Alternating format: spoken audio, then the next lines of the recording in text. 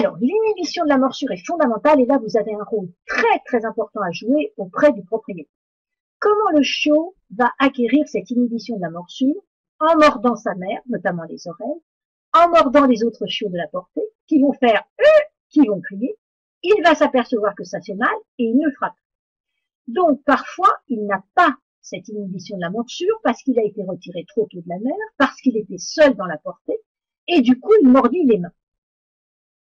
Mais ça, il ne faut pas l'accepter. C'est-à-dire que les propriétaires vous disent, oui, il me mordit, il joue. Non.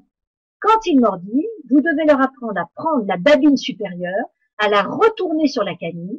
En général, le chiot crie et il a compris que ça lui faisait mal.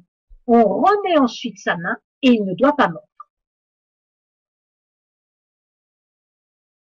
Donc, votre conseil, interdire les morsures, les mordillements, favoriser les moments de calme dans le jeu où on arrête la séance de jeu, éviter les périodes de surexcitation où on crie, et donc ce petit geste de la morsure.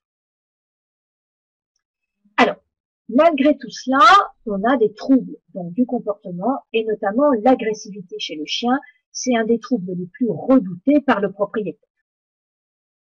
Alors, quelques précisions. Le terme de chien méchant n'existe pas.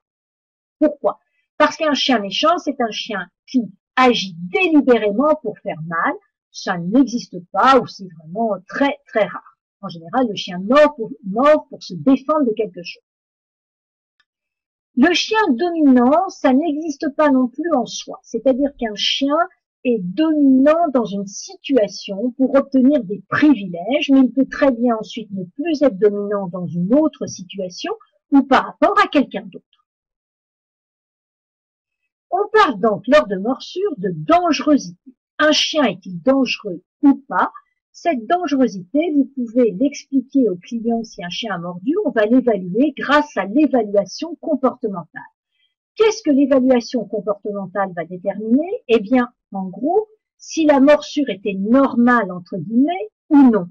C'est-à-dire si le contexte le justifiait, toujours pareil, entre guillemets, ou s'il ne justifiait pas. Donc, la morsure en elle-même. Eh bien, il faut savoir, pour ne pas vous faire mordre en cabinet, que toute réaction d'un animal, en fait, a trois phases. Ce qu'on appelle une phase appétitive. Alors, j'ai pris l'exemple de la gamelle, ça n'a rien à voir avec l'appétit.